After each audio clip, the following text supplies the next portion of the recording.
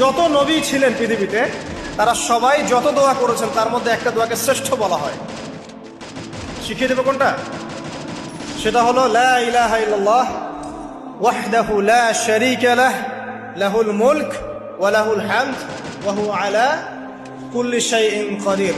এই দোয়াটা দিনে যে ব্যক্তি 100 বার পড়বে, দিনে যে ব্যক্তি 100 বার পড়বে, ওই দিন আল্লাহর লিস্টে ওই ব্যক্তি ছাড়া বেশি আমলকারী কেউ হতে পারবে না। তবে সেই ব্যক্তি ব্যতীত যে এর চেয়ে বেশি পড়েছে, কেউ 200 300 500 পড়েছে, তখন সে বেশি র্যাঙ্কিংয়ে শীর্ষে চলে যাবে আর কি। মিনিমাম 100 বার। আরো ফজিলত হচ্ছে 100 বার যদি আপনি পড়েন, ওই দিন শয়তান আপনাকে স্পর্শ করতে পারবেন ইনশাআল্লাহ, এবং আপনার আমলনামা থেকে 100 গুনাহ মিটিয়ে ফেলা হবে, 100 নেকি লিখে দেওয়া হবে ইনশাআল্লাহ।